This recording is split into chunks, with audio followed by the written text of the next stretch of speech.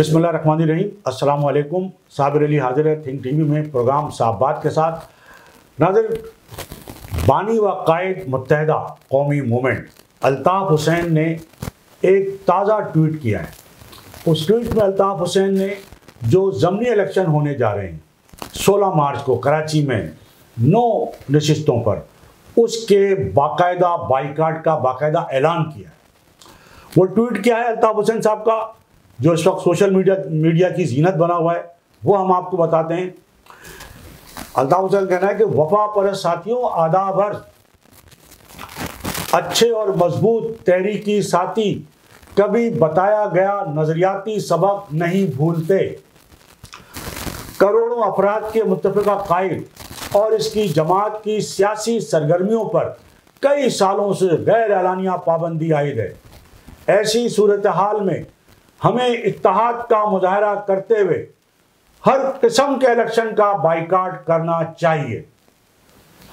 अल्ताफ़ हुसैन का कहना है कि ऐसी सूरत हाल में हमें हर किस्म के इलेक्शन का बाइकाट करना है। अल्ताफ़ हुसैन का कहना है कि इस सबक को भूलना नहीं है। तो ये बड़ा अल्ताफ़ हुसैन साहब का ताज़ा ट्वीट जो सोशल मीडिया की जीनत बना हुआ है और वायरल हो रहा है। इस ट्वीट पर एमक्यूएम, असल एमक्यूएम जो है, जो उसके मरकजी सेक्रेटरी इत्तलात हैं मुस्तफ़ा अजीज़ाबादी साहब, उन्होंने बाकायदा तबसरा किया है। अब मुस्तफ़ा अजीज़ाबादी साहब ने इस पर क्या तबसरा किया है वो भी हम आपको बताते जाएं। मुस्तफ़ा अजीज़ाबादी साहब का कहना है कि जब हमें सियासी जलसों, जुलूसों से और सियासी सरगर्मियों से दूर रखने की बात तो दूर की बात है, हमें शहीदों की यादगार और शौदा कब्रिस्तान जाने, फूल चढ़ाने और शहीदों के ईसाले सवाब के लिए फाता ख्वानी तक करने की इजाज़त नहीं है।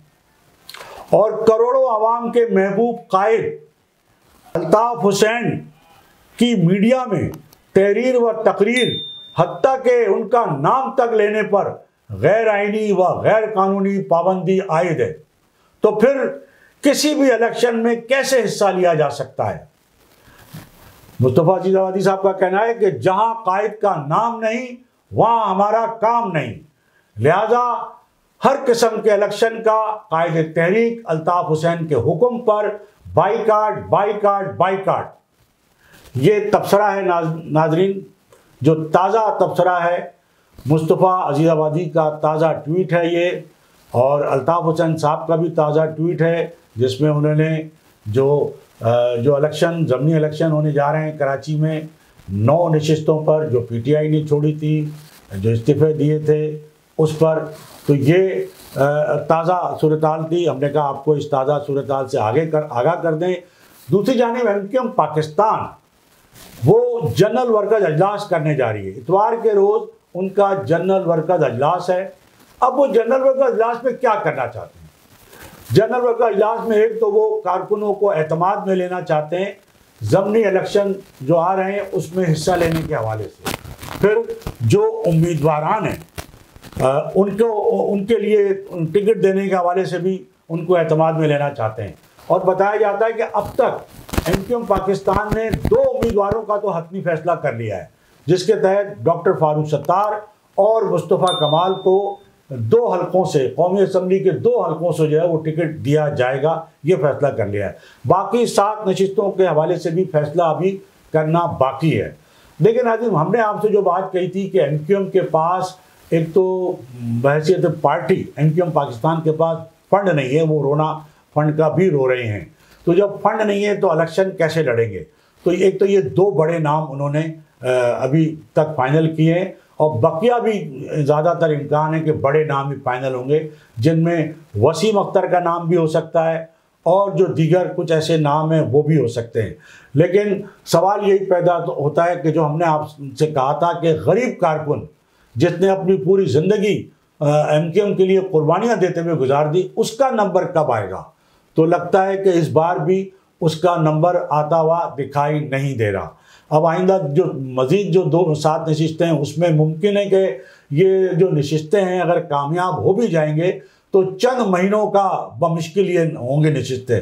बल्कि मैं तो समझ रहा हूँ कि जो सूरत हाल है इस वक्त मुल्क की, जो माशी सूरत हाल ख़राब है, मुल्क डिफ़ॉल्ट होने को जा रहा है और मौजूदा जो PDM की हुकूमत है वो मुल्क चलाने के काबिल नहीं है।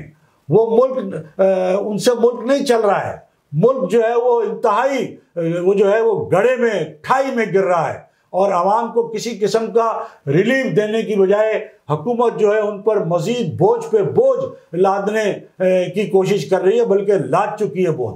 और कोई भरोसा नहीं है कि ये आवाम जो है जिस तरह उन पर एक जुल्म किया जा रहा है, जिस तरह उन्हें महंगाई की चक्की में पीसा जा रहा है कि आवाम की भी चीखें तो निकल रही हैं। कोई भरोसा नहीं है कि बजाय वो किसी इलेक्शन में हिस्सा लेने के वो सड़कों पे निकल आए कि ये हमें बचाओ, जो हमारा माशी कत्ल हो रहा है, हमें खाने को रोटी दो, हमारे पास आटा खरीदने के लिए पैसे नहीं है, मोटरसाइकिल वालों को मोटरसाइकिल के लिए पेट्रोल खरीदने के लिए पैसे नहीं है कि वो अपने रोज़गार पर जा सकें।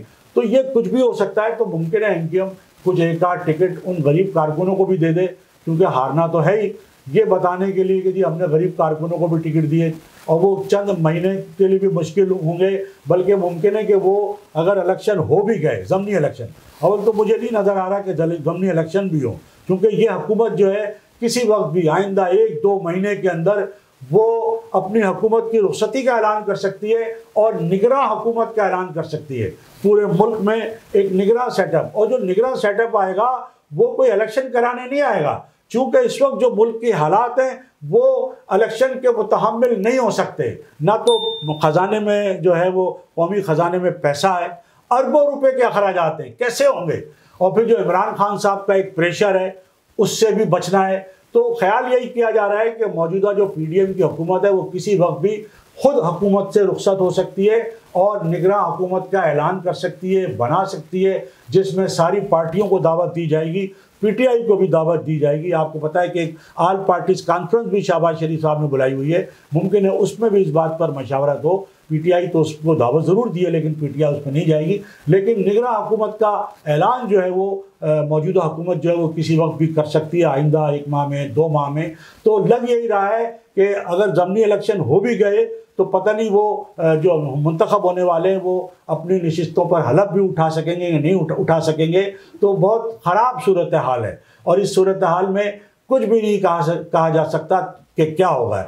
दूसरी जानिब नाज़रीन हम आपको बता दें, तो मैं तो एक जनरल वर्कर इजलास की बात कर रहा था, वो हमने आपको बताई कि उसमें कारकुनों का एतमाद में लिया जाएगा।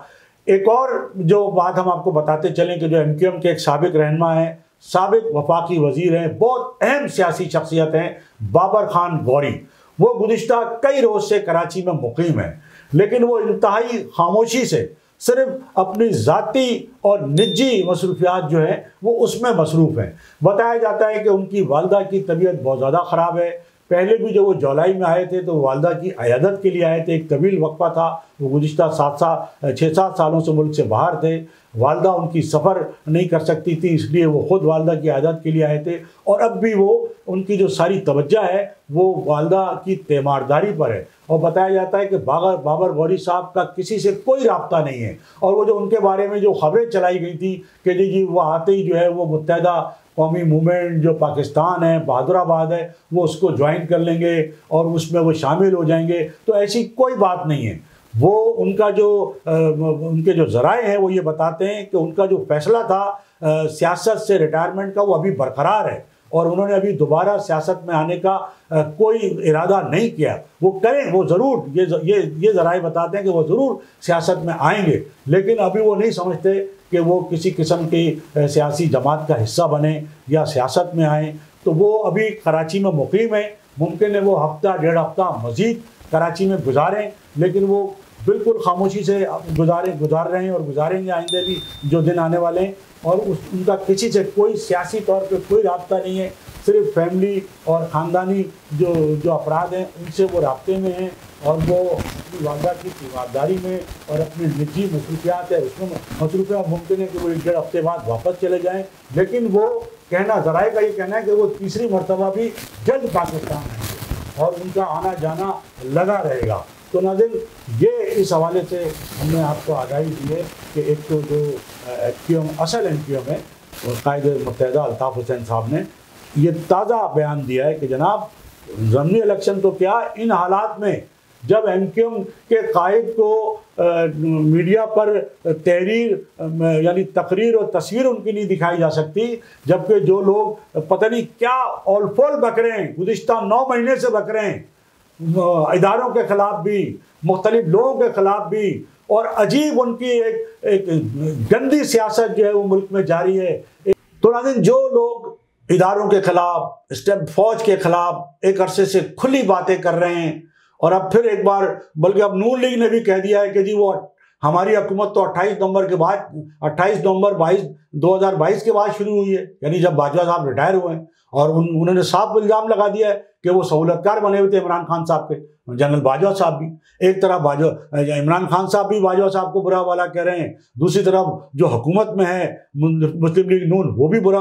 तो इनको सबको इजाज़त है। फिर इमरान खान साहब ने एक आज बड़ी अहम वो जो कौम से खिताब भी करते हैं, वो तो प्रेस कॉन्फ्रेंस तो करते नहीं हैं, उनको यानी सहाफ़ियों के सवालात का सामना तो वो कर नहीं सकते, इसलिए वो प्रेस कॉन्फ्रेंस नहीं बुलाते।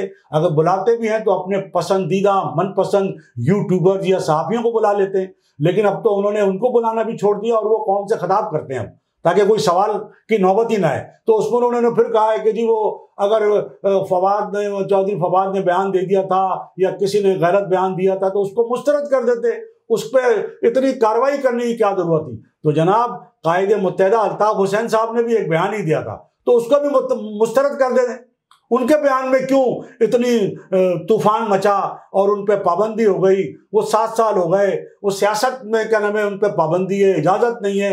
तो आपके कहने के ऊपर आपकी बात बिल्कुल मान ली जाती है कि सियासी बयान जो होता है वो कोई ऐसा कोई बयान नहीं है कि जिसको मुस्तरद ना किया जा सकता हो या जिसको दरगुजर ना किया। खुद आप कह रहे हैं कि अगर फवाद चौधरी ने, शहबाज गिल ने या आजम सवाती ने अगर कोई ऐसे बयान है तो भाई आपको पसंद नहीं है तो आप उन्हें मुस्तरद कर देते, उनके खिलाफ ऐसी कार्रवाइयाँ।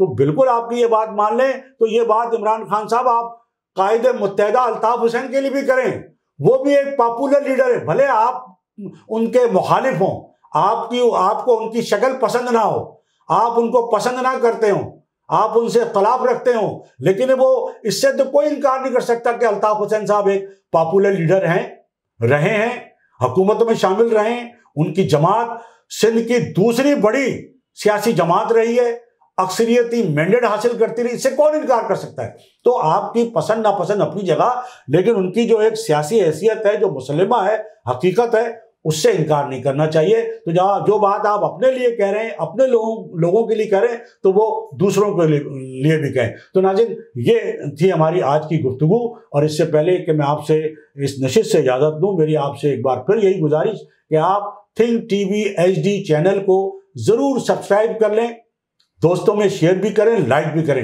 ये आपका अपना चैनल है, और कराची की सियासत के हवाले से ताज़ा तरीन सूरत-हाल जानने के लिए आप थिंक टीवी HD को सब्सक्राइब जरूर कर लें। इसके साथ ही आज की इस नशिस्त से साबिर अली को इजाज़त। अल्लाह हाफिज़।